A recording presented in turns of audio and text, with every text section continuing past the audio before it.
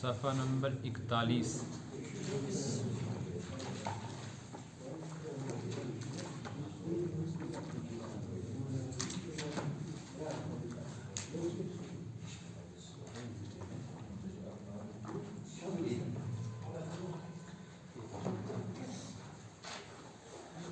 اعوذ باللہ من الشیطان الرجیم.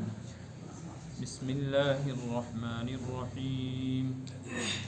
ألم تر إلى الملأ من بني إسرائيل من بعد موسى إذ قالوا لنبي لهم ابعث لنا ملكا نقاتل في سبيل الله قال هل عسيتم إن كتب عليكم القتال ألا تقاتلوا قالوا وما لنا ألا نقاتل في سبيل الله وقد أخرجنا من ديارنا وأبنائنا فلما كتب عليهم القتال تولوا إلا قليلا منهم والله عليم بالظالمين. وقال لهم نبيهم إن الله قد بعث لكم طالوت ملكا قالوا أنى يكون له الملك علينا ونحن أحق بالملك منه ولم يؤت سعة من المال قال إن الله اصطفاه عليكم وزاده بسطة في العلم والجسم والله يؤتي ملكه من يشاء والله واسع عليم. وقال لهم نبيهم إن آية ملكه أن يأتيكم التابوت فيه سكينة من ربكم وبقية مما ترك آل موسى وآل هارون تحمله الملائكة إن في ذلك لآية لكم إن كنتم مؤمنين.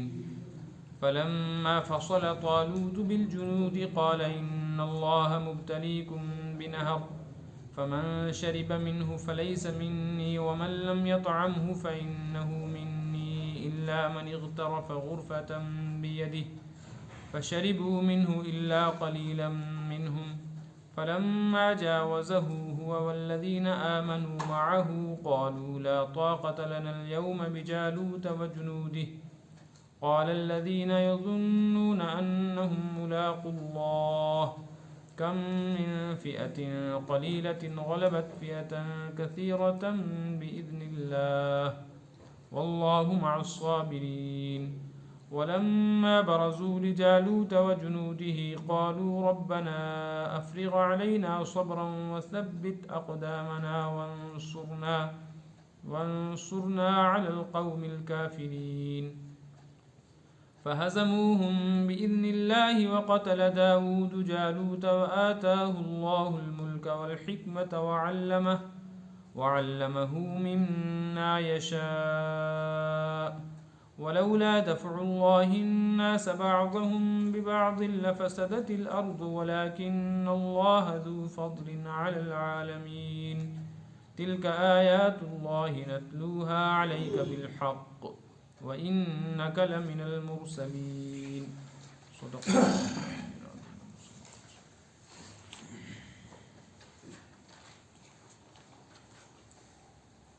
صفحہ نمبر 41 کی بالکل پہلی سطر میں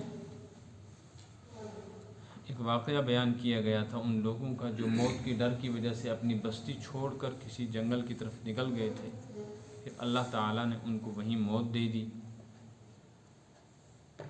اس سے معلوم ہوا کہ موت سے بچنے کی کتنی بھی تدبیر اختیار کی جائیں اللہ تعالیٰ کے فیصلے سے کوئی آدمی بچ نہیں سکتا.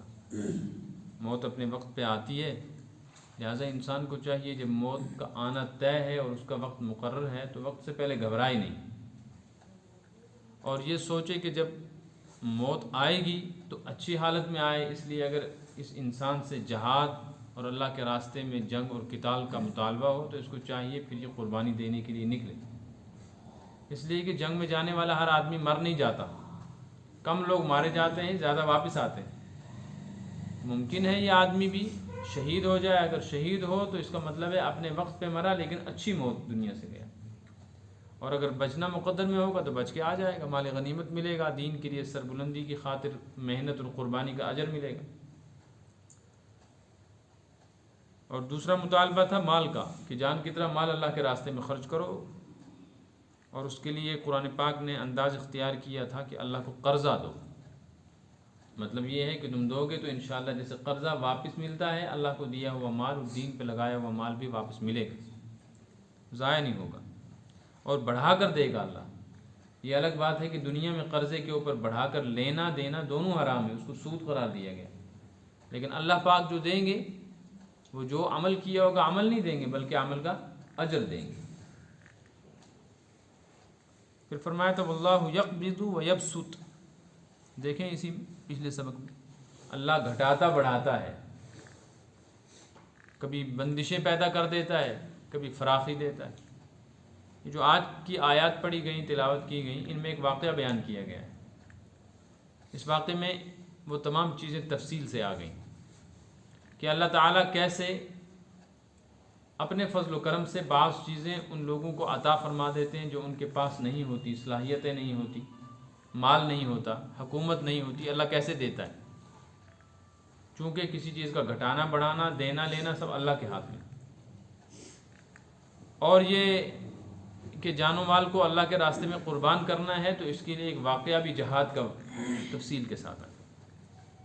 2 رکوع کے اندر یہی واقعہ بیان کیا گیا ہے۔ اس واقعے کا خلاصہ پہلے سن لیں، پھر آیات کا ترجمہ سمجھ میں آ جائے۔ حضرت موسیٰ علیہ السلام نے اپنی قوم کو اللہ کی طرف سے تورات لا کر دی، شریعت کا علم ان کے پاس آ گیا اور وہ اس پر عمل کرنے لگ گئے۔ حضرت موسیٰ علیہ السلام کے ساتھ انہی کے گھر میں ان کے بھائی حضرت ہارون بھی بحیثیت نبی تھے، تو آپ کی تعلیمات آپ کی قوم میں آپ کی امت میں جاری ساری ہو گئی۔ ایک زمانہ ایسے ہی چلتا رہا۔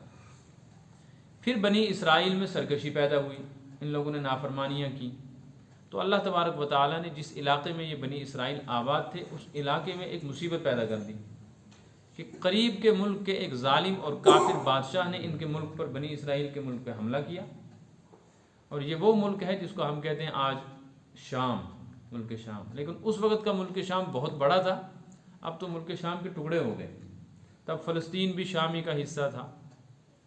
تو یہ لوگ اس علاقے میں رہتے تھے، بنی اسرائیل ملک شام کے اس علاقے میں، بیت المقدس کے آس پاس۔ ایک قوم تھی، بڑی زبردست قوم، اس کا نام ہے قوم عمالقہ۔ طاقتور بھی بہت تھے، لڑاکو بھی تھے، لیکن تھے وہ بے دین، کسی نبی کی تعلیمات پر ان کا عمل نہیں تھا، بس جنگ کرنا، حکومت بڑھانا اور اپنے ملک کی زمین کو وسیع کرنا، یہ ان کا کام تھا۔ تو بنی اسرائیل میں جب نافرمانی عام ہو گئی اور شریعت کی مخالفت کرنے لگے تو اللہ تعالیٰ نے یہ عذاب مسلط کیا کہ جالوت نام کا ایک بادشاہ جو قوم عمالقہ کا بڑا ذمہ دار افسر اور لیڈر مانا جاتا تھا، اس نے بیت المقدس کے آس پاس کی بستیوں پہ حملے شروع کر دیے، اور آہستہ آہستہ بنی اسرائیل کے کچھ علاقے اس نے اپنے قبضے میں لیے۔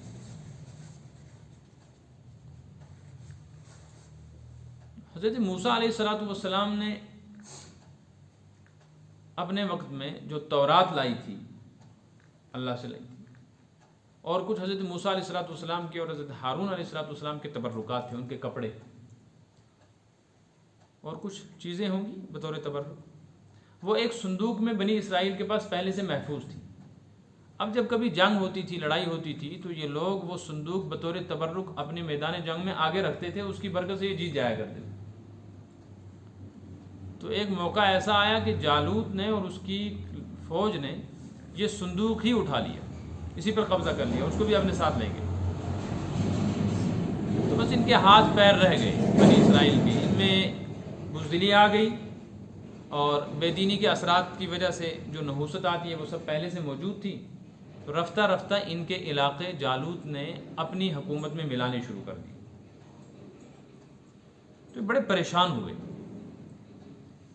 کہ اب اگر ایسی صورتحال رہی تو ایک وقت ایسا آئے گا کہ ہمارا سارا ملک یہی جالوت لے جائے گا، ہم کو پھر غلام بنایا جائے گا، جیسے فرعون کے زمانے میں غلام بنایا گیا تھا، تو پھر وہی ذلت کی زندگی ہوگی۔ تو اللہ تبارک و تعالیٰ نے اس وقت کے ایک نبی کو جن کا نام تفسیر کی کتابوں میں حضرت شموئیل لکھا ہوا ہے، ان کو بھیجا ہوا تھا. یہ سب جمع ہو کے ان کے پاس گئے، کہنے لگے کہ جو مصیبت ہم پر آئی ہے، اس مصیبت میں اب آپ ہی ہمیں کوئی نجات کا راستہ بتائیں. اور ہمیں لگتا ہے کہ اگر ایسی صورتحال رہی تو پھر ایک دن ایسا آئے گا کہ ہمارا نام و نشان مٹ جائے گا.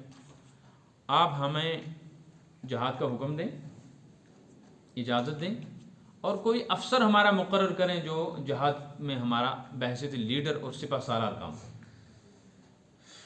ایک بادشاہ بنا دیں ہمارا، کہ جس کی زیر قیادت، جس کی زیر حکومت ہم جہاد کریں. حضرت شموئیل علیہ السلام نے اللہ تعالیٰ سے دعا کی کہ پروردگار اب ایسے حالات ہو گئے ہیں تو ان کا یہ مطالبہ ہے، تو آپ اپنی طرف سے کسی کو طے کر دیں کہ جس کے زیر نگرانی یہ لوگ جہاد کریں، اپنے ملک واپس لیں. کیونکہ اب حکومت ان کی چلی جا رہی تھی آہستہ اتحاد سے، اور جو تبرکات تھے وہ بھی لے کے چلے گئے تھے، تو ان کو اب امید ہی نہیں تھی کہ اب کوئی بچاؤ کی صورت ہے. تو سوچا اب تنگ آمد بجنگ آمد، چلو اب لڑتے ہی ہیں. ہو سکتا ہے کوئی ایسا آدمی ہو جس کی زیر قیادت ہم جہاد کریں تو اللہ تعالیٰ ہمیں کامیابی دے دے. حضرت شموئیل نے دعا کی تو اللہ تبارک و تعالیٰ نے طے کر دیا کہ ان کے لیے ہم نے ایک ذمہ دار مقرر کیا ہے، جس کو ہم سپہ سالار کہہ لیں یا بادشاہ کہہ لیں. قرآن نے لفظ ملک کہا ہے، اس کا مطلب بادشاہ ہی ہے، حکمران.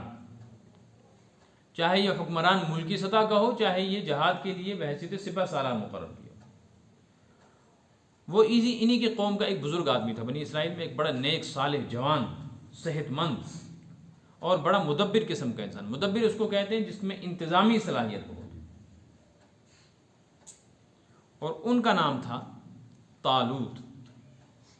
تو حضرت شموئیل نے ان لوگوں کو جمع کر کے کہا کہ اللہ کی طرف سے اب تمہارے لیے طالوت کو بحیثیت سپہ سالار یا بادشاہ طے کیا گیا ہے، اب تم اس کی زیر قیادت جہاد کرو. تو جب یہ سنا بنی اسرائیل نے تو بس ان کی وہ پرانی جو رگ تھی نا یہودیت کی، وہ غالب آ گئی. کہنے لگے بادشاہ وہ ہونا چاہیے جس کے پاس بہت زیادہ مال ہو، دولت مند ہو، لوگ اس کی بات سنیں. یہ غریب انسان، اگر یہی کچھ کرنا تھا تو پھر ہم میں سے کسی کو طے کرتے کہ ہمارا خاندان بھی بڑا ہے، ہمارے پاس دولت بھی ہے، سرمایہ بھی ہے، اور ہم پہلے سے رہے بھی ہیں کچھ چودھری قسم کے لوگ. حضرت شموئیل نے ان سے فرمایا کہ دیکھو تم نے مطالبہ کیا، اللہ نے طے کیا، اللہ جانتا ہے کہ اس کے اندر کیا صلاحیتیں ہیں. تو دو صلاحیتیں تو ہیں ہی. ایک یہ ہے کہ اللہ تبارک و تعالیٰ نے طالوت کو جسمانی قوت بہت دی. بہادر آدمی ہے، دیکھنے میں بھی اس کا ایک روب پڑتا ہے، اور سپہ سالار ایسا ہی ہونا چاہیے کہ اس کو دیکھیں تو سامنے کی فوجیں گھبرائیں. اگر سپہ سالار ہی سوکھا ہوا ہوگا، اس کو دیکھ کر کہیں گے جس فوج کا سپہ سالار ایسا ہے تو فوج کیسی ہو. ایک تو بسطتاً فی الجسم، جسمانی قوت و طاقت بہت ہے ان کے پاس، روب بہت ہے ان میں، نیک صالح بھی تھے اور نیکی کا روب. اور دوسری بات فرمایا بسطتاً فی العلم، اللہ نے ان کو علم بھی دیا ہے. علم سے مراد ہے علم سیاست، کیونکہ ایک علم تو شریعت کا حضرت شموئیل کے پاس تھا، پیغمبر، ان سے بڑے تو یہ تھے نہیں. یہاں علم سے مراد ہے کہ میدان جہاد میں کس طریقے سے وار کرنا ہے، کیسے بچاؤ کرنا ہے، کیسے لڑنا ہے. جہاد کی جو صورتیں ہیں میدان جنگ کی، اس سے خوب واقف ہیں. لیڈر ایسا ہی ہونا چاہیے، سپہ سالار ایسا ہی ہونا چاہیے جو فوج کو اچھی طریقے سے کمانڈ کر سکے. اور دوسری بات رہ گئی یہ کہ تم کہتے ہو اس کے پاس مال و دولت نہیں ہے، تو واسع، اللہ بڑی وسعت والے ہیں. ابھی اس کے پاس مال و دولت نہیں، ہو سکتا اللہ اس کو مال و دولت بھی دے دے. تو واللہ یقبض و یبسط، جو پیچھے آیا تھا، کمی زیادتی اللہ کے ہاتھ میں ہے، کسی کا اپنا اختیار تو ہے نہیں. اس لیے تم اس کی اقتدا کر لو، انشاءاللہ اس میں خیر ہو. کہنے لگے ٹھیک ہے، یہ تو صحیح ہے، لیکن اب ایک بات ہے، وہ یہ ہے کہ یہ ساری باتیں ہمیں سمجھ میں آ گئیں کہ یہ طالوت جو ہیں یہ نیک صالح بھی ہیں، اور جسمانی قوت و طاقت بھی ہے، روب داب بھی ہے، اور ان کو انتظامی صلاحیت بھی ہے، فوجی قیادت ان کو آتی ہے. لیکن اگر کوئی ایسی نشانی ہوتی جس سے ہم کو پورا یقین اور اطمینان ہو جاتا کہ ہاں اللہ نے ہی اس کو مقرر کیا، وہ جیسے حضرت موسیٰ کو کہتے تھے نا کہ ہم سننا چاہتے ہیں کہ اللہ ہی نے یہ کلام بھیجا ہے. جب وہاں چلے گئے تو کہنے لگے ارین اللہ جہرتنا، ہم اللہ کو اب دیکھنا بھی چاہتے ہیں. تو یہ پرانی ان کی عادت. تو حضرت شمویل نے غالباً اللہ سے دعا کی، اللہ تعالیٰ نے فرمایا کوئی بات نہیں، ان کے اطمینان کے لیے ہم یہ نشانی بھی پوری کریں گے۔ کیا نشانی؟ کہ نشانی یہ ہے وہ جو صندوق غائب ہو گیا ہے جس میں تبرکات تھے وہ لے گئے ہیں یہی ظالم لوگ جو حملہ کرتے ہیں، وہ ان کے گھر خود بخود پہنچ جائے گا، طالوت کے گھر۔ وہ کہنے لگے اگر ایسا ہو جائے تو پھر تو کوئی بات ہی نہیں، پھر تو ہمیں یقین ہے۔ ہوا کیا کہ وہ جو فوج، ظالم فوج، جالوت کی قوم اور اس کا لشکر، وہ جو برکت والی صندوق اٹھا کے لے گئی تھی، قرآن نے اس کو تابوت کہا ہے، تابوت کا مطلب صندوق ہی ہے۔ تو یہ جو تابوت ہمارے یہاں باہر ہوتا ہے اس کو بھی تابوت اسی لیے کہتے ہیں، صندوق ہے اصل میں۔ تابوت صرف اسی کو نہیں کہتے جس میں میت رکھیں، تابوت بند صندوق کو کہتے ہیں۔ تو وہ اس کو لے گئے تھے، وہاں جا کر جب کھولا تو ان کے کام کی کیا چیز تھی اس میں؟ وہ تو بزرگوں کے تبرکات تھے، ان کو کیا لینا دینا تھا؟ اس لیے سوچا ہم تو بیکار اس کو اٹھا لائے ہیں، لیکن ہم یہ سمجھتے تھے کہ اس کے اندر کوئی جادو کی پڑیا ہے جس کو سامنے رکھتے ہیں تو ہمیشہ یہ جیت جاتے ہیں، تو ہم بھی ایسا کریں گے۔ تو کچھ دنوں کے بعد ان کی اس بستی کے اندر ایک وبا پھوٹی، عام ایک بیماری پھیلی، قحط آیا۔ تو انہوں نے کہا یہ جو وبا آئی نا یہ اسی صندوق کی وجہ سے آئی، اس کو یہاں سے نکالو۔ تو کسی دوسری بستی میں بھیج دیا اس نے، وہاں پہنچی تو وہاں بھی وہی مصیبت شروع ہو گئی۔ اس طرح 4-5 بستیوں میں انہوں نے وہ صندوق اپنے ہاں ایک جگہ سے دوسری جگہ منتقل کی، لیکن جہاں وہ صندوق پہنچتی تھی اس بستی میں کوئی آفت آ جاتی تھی، کوئی مصیبت آتی تھی۔ اب انہوں نے کہا اس سے بچنے کی ایک ہی صورت ہے، جانور 2 لائے، کتابوں میں بیل کا لکھا ہے، غالباً بیل ہو یا کوئی اور چیز، ان جانوروں کے اوپر وہ صندوق رکھی اور ان کو مار مار کے اپنی بستی سے نکال دیا کہ جدھر مرضی یہ جائیں، کہیں جنگل میں پھینک دیں گے، ہماری جان۔ جب وہ بستی سے باہر نکلے تو فرشتے آ گئے، فرشتوں نے لاٹھی لی، ان کو ہکاتے ہکاتے کہاں پہنچا دیا؟ حضرت طالوت کے گھر۔ وہ اٹھے تو صبح دیکھا صندوق وہاں رکھا ہوا ہے، قوم کو دکھایا تو ان کو یقین آ گیا کہ بالکل اللہ ہی کی مدد ہے اس کے ساتھ، اور یہ اللہ کی طرف سے مقرر کردہ ہمارے امیر اور ہمارے قائد۔ اب حضرت شمول نے فرمایا بھائی اب تم ان کے ساتھ جاؤ اور یہ جہاد کریں گے، اور تم ان کی قیادت میں جہاد کرو۔ تو نکل پڑے وہ جہاد کرنے کے۔ پیغمبر کے ذریعے سے حضرت طالوت کو ایک بات معلوم ہوئی، جو وقت کے نبی تھے نا حضرت شمویل، ان نے ان کو بتلایا کہ تم لیڈر ہو، سنو ایک بات، تم ان کو لے جا تو رہے ہو جہاد کے لیے، لیکن جہاد کوئی آسان چیز نہیں ہے۔ اللہ کے نام پر قربانی دینے کے لیے یہ لوگ نکل رہے ہیں، لیکن ان کے جذبے اور ان کی نیت اور ان کی استقامت کو اللہ آزمائے گا، تو تم کو پہلے سے معلوم ہونا چاہیے ہوگا کیا۔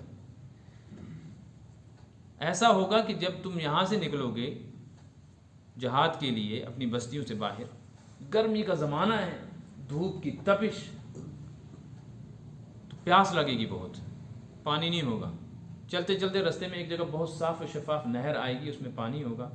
اگر ان لوگوں نے اس کا پانی پی لیا، یہ جہاد نہیں کر سکیں گے، اس کو پیتے ہی ان کی قوت ختم ہو جائے گی، اس لیے ان کو منع کر دینا کہ پانی نہ پی۔ ہاں کسی کی جان نکل رہی ہو تو ہاتھ میں چلو لے کر اس سے کم کم پانی پینے کی اجازت ہے، اس سے زیادہ نہیں۔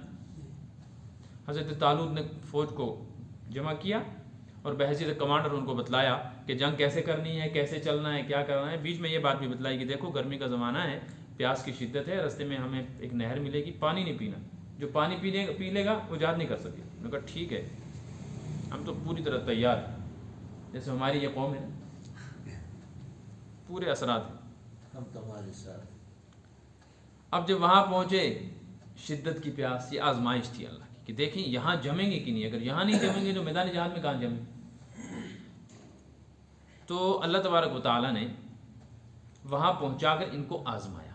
اگر یہ ثابت قدم رہیں تو تھوڑے بھی ہوں جیت جائیں گے، اور اگر 1,00,000 کی فوج ہو لیکن اس میں 50,000 ایسے ہوں جو بزدل ہوں، یہ میدان جہاد میں اترنے کے بعد وہاں سے بھاگیں، تو ان 50,000 کی وجہ سے وہ 50,000 بھی متاثر ہو جائیں گے۔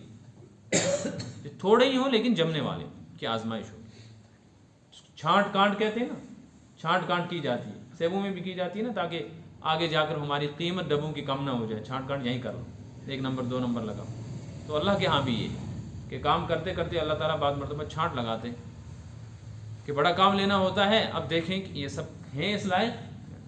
جب وہاں پہنچے تو حضرت طالوت نے منع بھی فرمایا تھا، وہاں جا کر بھی سمجھایا، لیکن وہ جب پہنچے وہاں انہوں نے پورے 2 ہاتھوں میں اور جتنے پیالے ساتھ تھے پیالے بھر بھر کے خوب پانی پیا. کچھ لوگ بچے رہے جن نے پانی پیا. کہا پیغمبر کے ذریعے سے معلوم ہوا ہے آزمائش ہے نہیں پئیں گے. کچھ ایسے تھے جنہوں نے پیا لیکن وہ چلو بھر گیا اس سے کم. خیر اب یہ نہر پار کر کے جب نہر پار کی اللہ کا کرنا ایسا ہوا کہ جنہوں نے پانی پیا تھا نا پیٹ بھر کے وہ سب بیٹھ گئے. وہ کہتے ہیں پریشر ڈاؤن ہو گیا, پریشر ڈاؤن ہو گیا, ہمت ختم, ہاتھ پیروں نے جواب دے دیا, چل ہی نہیں سکتے. وہ کہیں ہم نہیں چل سکتے, ہم کیا لڑیں گے, ہم تو چل ہی نہیں پا رہے, ہماری تو جان ہی نکل گئی. حضرت طالب نے فرمایا میں تو پہلے ہی کہا تھا کہ آزمائش ہے. اب جو باقی رہ گئے نا تھوڑے سے, مسئلہ ان کا تھا وہ کیا کریں گے. تو وہ کہنے لگے آپس میں ایک دوسرے سے, جن نے بالکل نہیں پیا تھا نا پانی وہ تو اکمل درجے کے ایمان والے تھے, جن نے پیا تھا تھوڑا ان میں کمزوری تو کچھ نہیں تھی, لیکن یہ فکر ان کو ہو گیا کہ بڑی تعداد رک گئی ہے, کیا کریں گے. نیتوں میں فرق نہیں تھا لیکن گھبراہٹ ہو گئی. مثلا 1,00,000 آدمیوں میں سے 90,000 بیٹھ گئے تو گھبراہٹ تو ہوگی. اور ایک درجہ تھا وہ جو بیٹھ گیا. اب جو کامل درجے کے لوگ تھے نا ان نے ان درمیان والوں سے, ان نے تھوڑا پانی پیا تھا, ان سے کہا گھبراؤ نہیں, ان کے بیٹھنے سے کوئی فرق نہیں پڑتا. کم من فئۃ قلیلۃ غلبت فئۃ کثیرہ. بہت مرتبہ ایسا ہوا ہے کہ چھوٹی سی جماعت اللہ کے حکم سے اور اللہ کی مدد سے بڑی بڑی فوجوں کے اوپر غالب آ گئی. تو ہم دیکھنے میں تھوڑے ہیں لیکن ہمارے ساتھ اللہ کی مدد ہے. چلے آگے. اب مقابلہ ہوا اس قوم کے ساتھ, عمالقہ کے ساتھ. انہوں نے کہا ہو کل تک تو ہم ان کے علاقوں میں جا کر گھس کر ان کی زمینیں چھینتے تھے, آج یہ ہمارے علاقے میں آ گئے. تو وہ بڑے کر و فر کے ساتھ فوجی طاقت کے ساتھ نکلے. تو اسی طالوت کی جو فوج تھی ان میں ایک جوان تھے, ان کا نام ہے داؤد. یہ وہی ہیں حضرت داؤد علیہ السلام. اس وقت تک نبوت نہیں ملی تھی, نوجوان تھے. اچھا ہاں, انہوں نے حملہ کیا اور جالوت کو قتل کر دیا. اب وہ جو جالوت تھا وہ قتل ہوا تو ساری کی ساری فوج کی ہوا نکل گئی, تو یہ غالب آ گئے. بعد میں حضرت داؤد علیہ السلام کو نبوت ملی. قرآن نے اشارہ بھی کیا ہے ان کی طرف, وَآتَيْنَاهُ الْحُكْمَ, اور ہم نے ان کو وہاں سورہ صاد میں آیا, یہاں بھی آ رہا ہے. اگلے صفحے پہ آپ دیکھیں.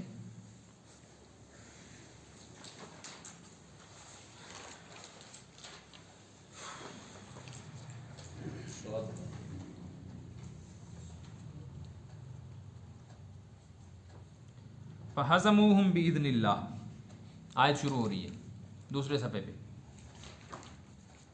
نیچے سے 5ویں آیت. فَحَزَمُوهُمْ بِإِذْنِ اللَّهِ, اللہ تعالیٰ نے جالوت اور اس کی پوری قوم کو شکست دے دی. وَقَتَلَ داود جالوت, داود نے جالوت کو قتل کر دیا. نوجوان, یہ کون داود ہیں؟ آتاہ اللہ الملک, یہ وہی داود ہیں جن کو اللہ نے بعد میں حکومت دی, والحکمہ اور نبوت دی.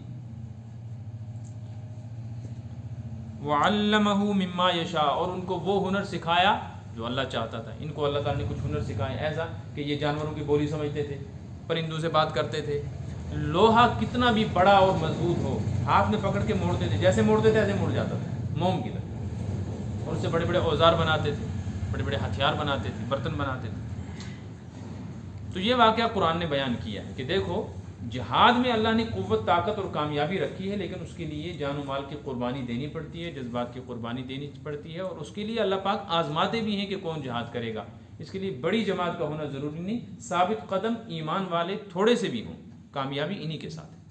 یہ واقعہ چونکہ حضرت نبی پاک صلی اللہ علیہ وسلم کی زبان مبارک سے یہود و نصارہ سن رہے ہیں, تو مسئلہ یہ تھا کہ یہ واقعات تو صرف ان کو معلوم تھے, بنی اسرائیل کو, یہودیوں کو. یہ تو مشرکین مکہ کو بھی معلوم نہیں تھے. حضور نے کوئی کتاب نہیں پڑھی, کسی نے آ کر ان کو خبر نہیں دی, یہ واقعہ کیسے معلوم ہو گیا حضور کو؟ تو اللہ فرماتے ہیں تلک آیات اللہ. اگلے صفحے پہ سب سے آخری آیت دیکھیں, جہاں پارہ ختم ہو رہا ہے دوسرا. تلک آیات اللہ, یہ آیتیں اللہ کی, نتلوہا, جو اے نبی ہم تلاوت کر رہے ہیں, آپ کو بتا رہے ہیں, بالحق, یہ سچے سچے واقعات جو ہیں, یہ دلیل ہے اس بات کی, انک لمن المرسلین, کہ آپ یہ رسالت کی. یہ سارا واقعہ سمجھ میں آ گیا, ترجمہ سنتے ہیں. الم تر الی الملأ من بنی اسرائیل, کیا نہیں دیکھا آپ نے؟ اور میں اس کا ترجمہ آپ کو پچھلی دفعہ بتلایا تھا. نہیں دیکھا کا مطلب ہے کہ آپ نے دیکھا نہیں، لیکن پھر بھی یہ خبر آپ کو ایسی معلوم ہے کہ دیکھنے سے بھی ایسی معلوم نہ ہوتی، چونکہ وحی کے ذریعے سے معلوم ہے کہ بنی اسرائیل جو ہیں من بعد موسیٰ، حضرت موسیٰ کے بعد، اذ قالوا اب کیا ہوا، حالات بگڑ گئے اور ان کے اوپر حملے ہونے لگے. تو اذ قالوا لنبی لہم، انہوں نے اپنے اس وقت کے نبی سے کہا جن کا نام حضرت شموئیل، ابعث لنا ملکا، ہم پر ایک بادشاہ یا ایک کمانڈر مقرر کیجئے. آپ نبی ہیں. نقاتل فی سبیل اللہ، کہ ہم اس کی زیر قیادت اللہ کے راستے میں قتال کریں، جہاد کریں، تاکہ ہم اپنے علاقے واپس لیں اور اس ظالم سے بچ سکیں. یہ جالوت کی قوم کا مقابلہ. قال هل عسیتم ان کتب علیکم القتال الا تقاتلوا، فرمایا حضرت شموئیل نے جو نبی تھے، کیا یہ ممکن ہے کہ تمہارے اوپر جہاد فرض کر دیا جائے پھر تم جہاد نہ کرو؟ اس کے دو مطلب ہیں، اس آیت کے دو مطلب میرے ذہن میں آ رہے ہیں. دو مطلب. ایک مطلب یہ ہے، یہ استفہام ہے تعجب کا، یعنی یہ سوال برائے تعجب ہے.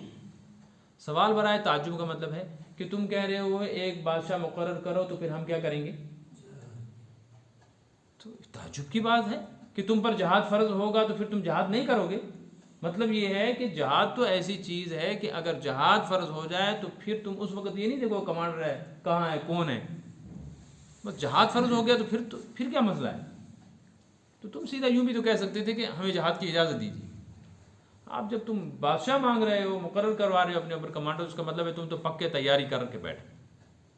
دوسرا مطلب اس کا یہ ہے کہ کہیں ایسا نہ ہو کہ بادشاہ اور کمانڈر مقرر کر دیا جائے، اللہ تو قاتلو، پھر تم جہاد ہی نہ کرو. ابھی تو کہہ رہے ہو جیسے تمہاری آتے ہیں کہ پہلے کہتے ہو پھر بعد میں.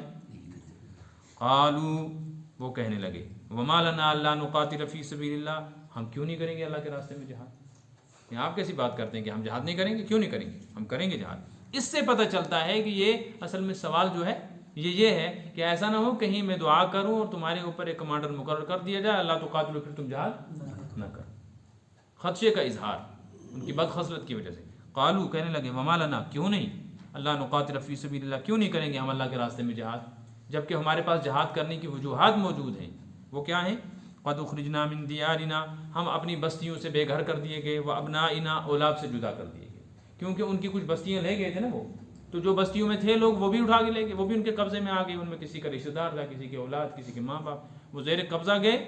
جیسے ملک تقسیم ہوتا ہے تو ایک بستی ایک ملک کے حصے میں، دوسری کے حصے میں، رشتہ دار بھی بکھر جاتے ہیں. بستیاں اجڑ گئیں، رشتہ دار چلے گئے.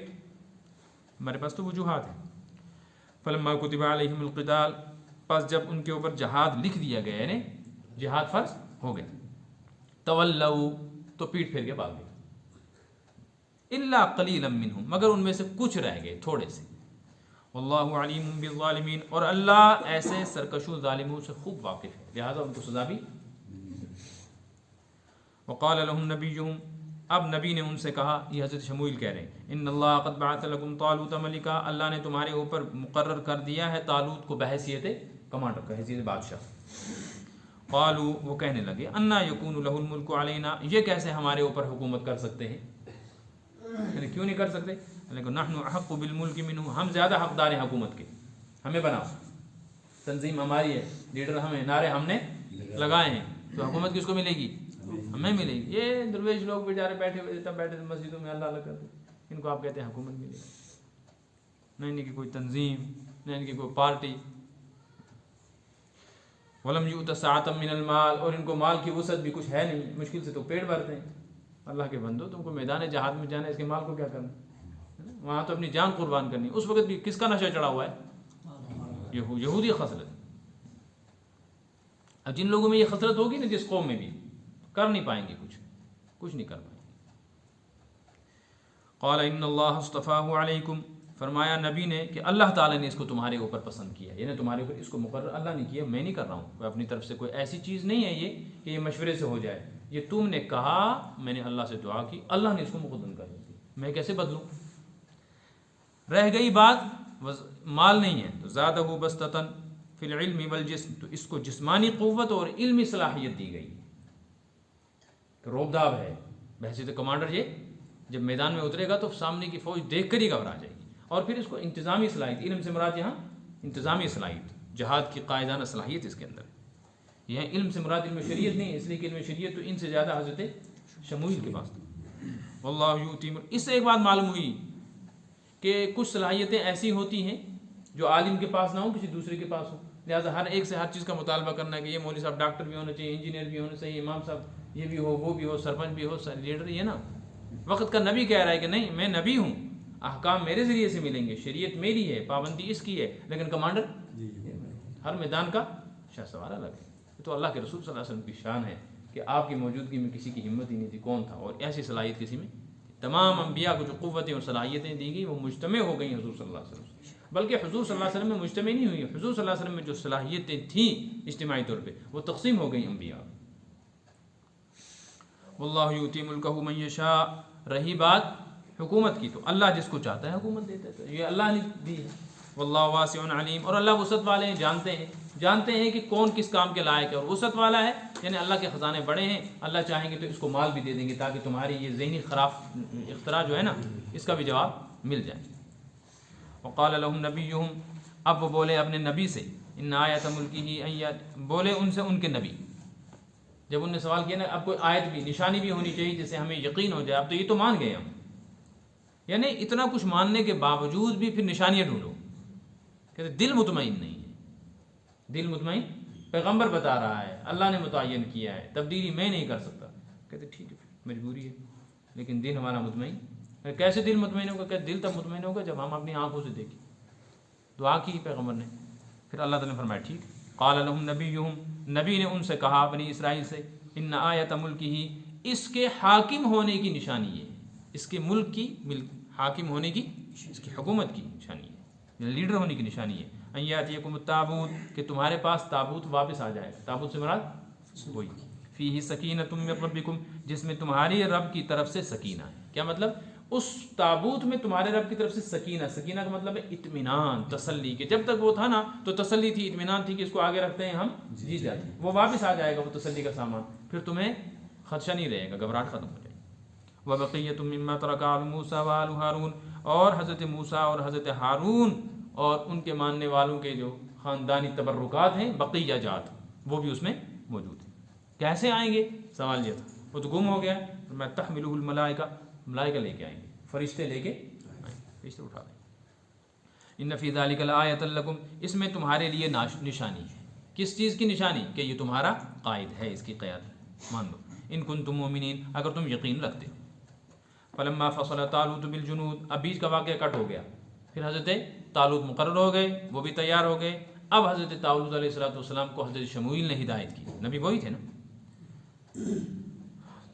اب حضرت طالوت نے وہ ساری ہدایت سنی، اب ان نے فوج کو صف بستہ کیا، صف بنا کر کمانڈر بحیثیت کمانڈر، اب انہیں تقریر کی کہ دیکھو اب کیا ہونے والا ہے۔ فلما فصل طالوت بالجنود، اب جب طالوت لشکر کو لے کر فصل جدا ہوئے، کہاں سے؟ اس بستی سے، اور ترجمہ کیا ہے مفسرین نے نکلے، یعنی بستی سے نکلے، باقی لوگوں سے جدا ہو کر اب یہ نکلے نا میدان میں۔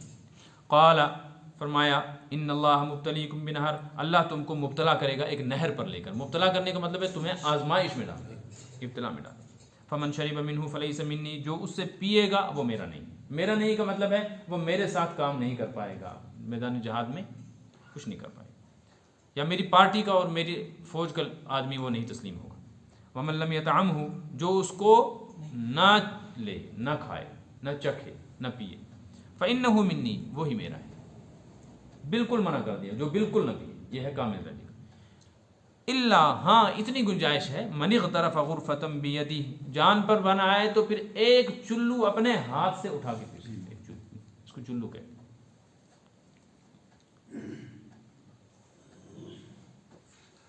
چلو ایسے بنتا ہے، یہ ہو گیا پورا چلو، اور ایک ہاتھ سے آدھا چلو۔ لفظ ید آیا ہے، ید کہتے ہیں ایک ہاتھ کو، اس سے پتہ چلتا ہے کہ اتنی اجازت تھی کہ ایک ہاتھ سے پی سکتے ہو، دو ہاتھ سے بھی ایک دو گھونٹ۔ فشربوا منہ الا قلیلا منہم، تو جب وہاں پہنچے سب نے پیٹ بھر کے پیا، الا قلیلا منہم، مگر تھوڑے سے رہ گئے جنہیں نہیں پیا، یا پیا تو بہت کم پیا۔ فلما جاوزہ، جب یہ دریا اور نہر کے پار پہنچے، ہوا والذین معہ، وہ بھی اور وہ جو ان کے ساتھ تھے، طالوت بھی اور ان کی ساتھ والی فوج بھی۔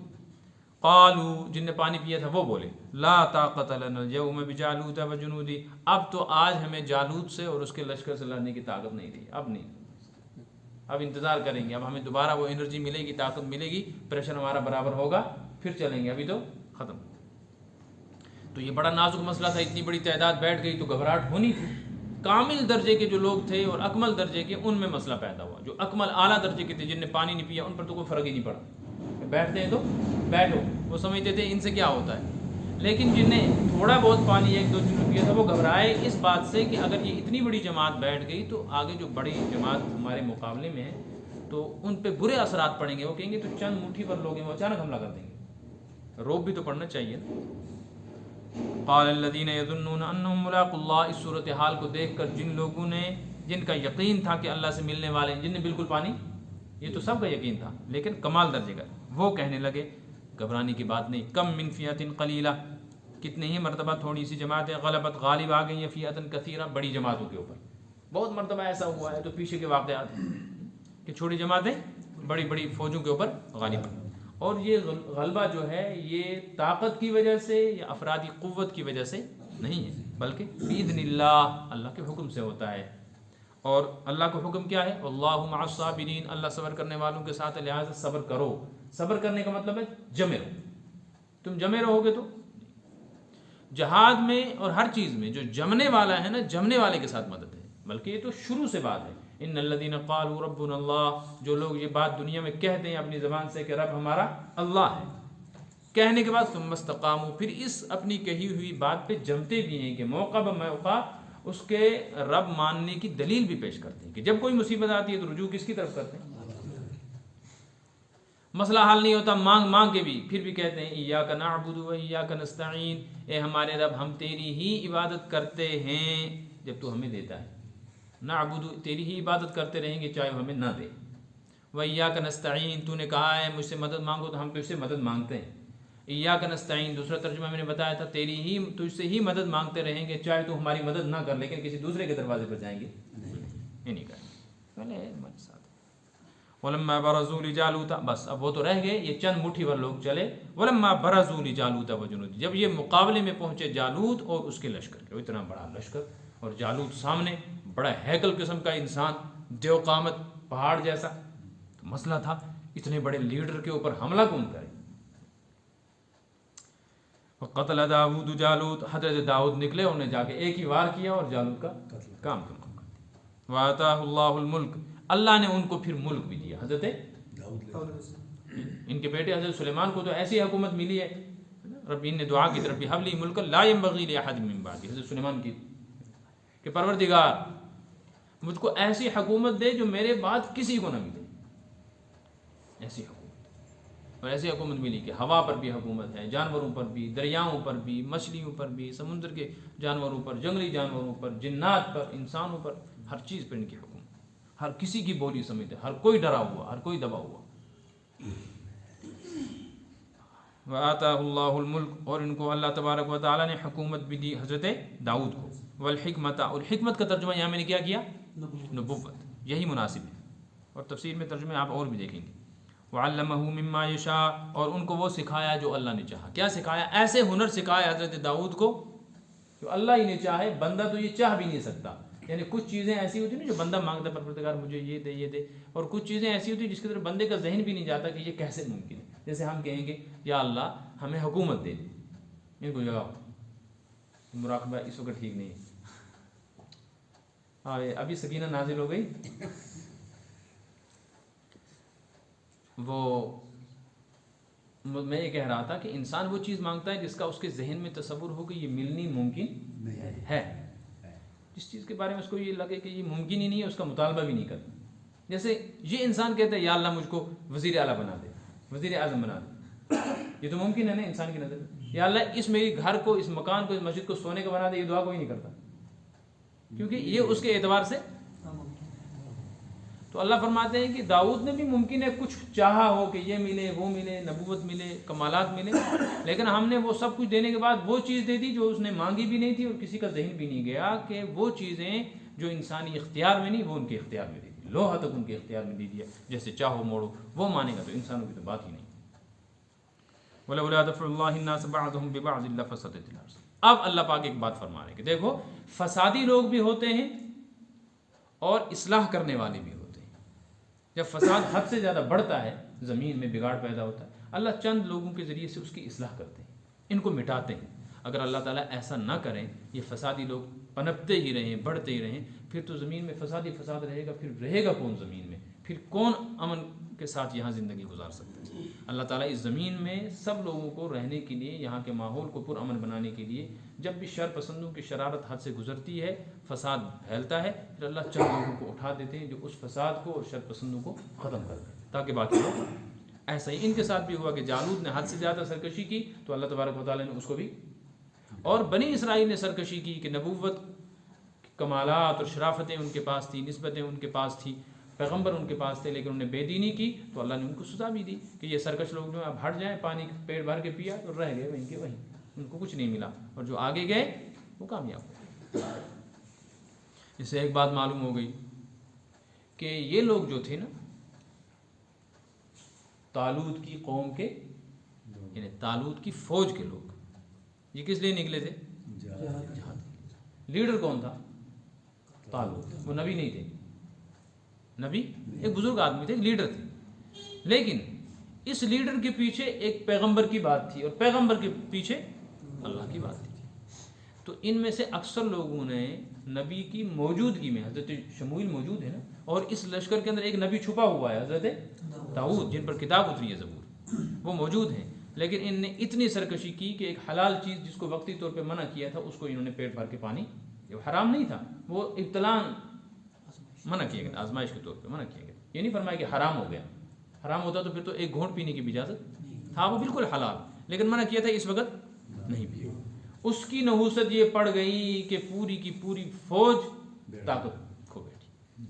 آپ سید الانبیاء والمرسلین حضرت نبی کریم صلی اللہ علیہ وسلم کی امت ہو، اور خود آپ یہاں موجود بھی نہیں ہیں، ان میں تو نبی موجود تھا اس وقت، آپ موجود بھی امت میں نہیں ہیں، اور پھر آپ کے دین کی سربلندی کے لیے جہاد کریں، نہ نماز ہو، نہ روزہ ہو، نہ حج ہے، نہ زکوٰۃ ہے، نہ امانت دیانت ہے، نہ صورت اور شکل حضور صلی اللہ علیہ وسلم جیسی ہے، نہ نیتیں ویسی خالص ہیں، نہ جذبہ جہاد اس طریقے سے موجود ہے، تو اس تمام تر بے دینی کے ساتھ جہاد کا نعرہ لگا کے جہاد کریں گے تو کامیاب ہو جائیں گے۔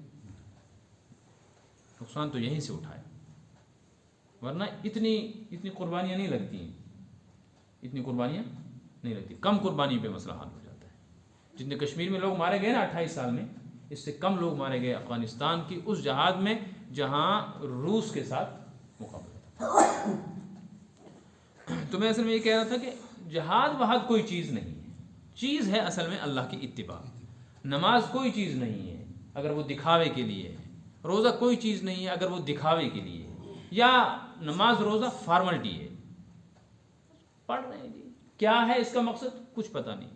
تو یہ اس طرح کے جو مسلمان ہیں، نہ اللہ کو ہم جیسے مسلمانوں کی ضرورت ہے، نہ اللہ ہم جیسے لوگوں سے پھر اپنے دین کا کام لیتے ہیں، بلکہ ایسے لوگوں کے بارے میں قرآن فرماتا ہے ان تتولوا، اگر تم باز نہیں آئے اپنی حرکتوں سے، یستبدل قوما غیرکم ثم لا یکونوا امثالکم، اللہ تم کو بدل دے گا، دوسری غیر قومی تمہاری جگہ کھڑی ہو جائیں گی، جیسے ہلاکو اور چنگیز خان کی قوم آئی جو مسلمانوں کے خلاف اٹھی تھی، وہی پھر میدان میں اتری اور مسلمان بنی، تو اللہ نے ان سے کتنا بڑا کام لیا، ان کو کیسی کیسی حکومتیں دی، اور فرمایا ثم لا یکونوا امثالکم، پھر تم جیسے نکمے نہیں ہوں گے کہ خالی بس نعرے لگاؤ، رمضان کی تراویح پڑھ لی اور جمعہ کی نماز پڑھ لی اور عمرہ کر لیا، حج کر لیا اور حاجی صاحب کہلوا دیے اور تھوڑی سی خیرات زکوٰۃ تقسیم کر دی اور مالدار اور سخی کہلا دیے، بس اس کا نام دین رکھا ہوا ہے۔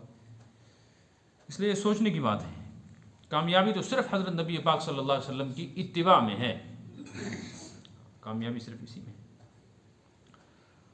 وَلَوْلَا دَفْعُ اللَّهِ النَّاسَ بَعْضَهُم بِبَعْضٍ لَفَسَدَتِ الْأَرْضُ، اگر اللہ تعالیٰ نہ ہٹائے لوگوں میں سے بعض کو بعض کے ذریعے، شرارتیوں کو صالحین کے ذریعے سے اللہ تعالیٰ دور نہ کرے، لَفَسَدَتِ الْأَرْضُ، تو زمین میں ہی فساد پھیل جائے گا، زمین میں فساد بگاڑ پیدا ہوگا، پھر کوئی رہ ہی نہیں پائے گا، پھر اطمینان کی جگہ ہی نہیں رہے گی، امن ہی نہیں ہوگا۔ ولیکن اللہ ذو فضل علی العالمین، لیکن اللہ پاک بڑے فضل والے ہیں جہانوں پر تمام انسانوں پر، جانوروں پر، اس لیے کہ جب امن و امان ہوگا تو جانور بھی امن سے رہیں گے، جب انسانی کو امن نہیں ہے تو جانوروں کو کہاں سے امن ملے گا۔ اللہ تعالیٰ تمام جہانوں پر، عالمین پر فضل فرماتے ہیں۔ تلک آیات اللہ نتلوها علیک بالحق، یہ اللہ کی آیتیں ہیں۔ آیتوں کا مطلب یہ جو واقعات آیتوں میں آئے، ایک ترجمہ تو یہ نتلوها علیک بالحق، ہم ان کو صاف صاف برحق آپ پر تلاوت کرتے ہیں، آپ کو سناتے ہیں۔ ایک مطلب یہ ہے تلک آیات اللہ نتلوها بالحق، آیت کا ترجمہ نشانی بھی ہے، یہ نشانی ہے اللہ کی جو ہم تلاوت کے ذریعے سے آپ تک پہنچا رہے ہیں حق بات۔ کیا نشانی؟ کہ جو واقعہ آپ نے نہ پڑھا نہ سنا نہ کسی نے بتایا، وہ اتنی تفصیل کے ساتھ آپ نے رکھا ہے کہ یہود بھی پریشان ہیں کہ ہماری کتابوں میں بھی یہ واقعہ اتنی تفصیل سے موجود نہیں، یہ محمد کیسے لائے؟ فرمائے اس لیے لائے انک لمن المرسلین، یہ دلیل ہے اس بات کی کہ آپ رسول برحق ہیں۔ 2 بارے مکمل ہو گئے، اللہ تبارک و تعالی آئندہ بھی توفیق عطا فرمائے۔ اللهم تقبل منا فإنك خير المتقبلين، اللهم آنس وحشتنا في قبورنا وارحمنا بالقرآن العظيم، اللهم نور قلوبنا بالقرآن وزين أخلاقنا بالقرآن، اللهم أحينا بالقرآن وتوفنا بالقرآن واحشرنا مع القرآن يا ذا الجلال والإكرام ويا ذا العزة التي لا ترام، إنك على كل شيء قدير وبالإجابة جدير برحمتك يا رب۔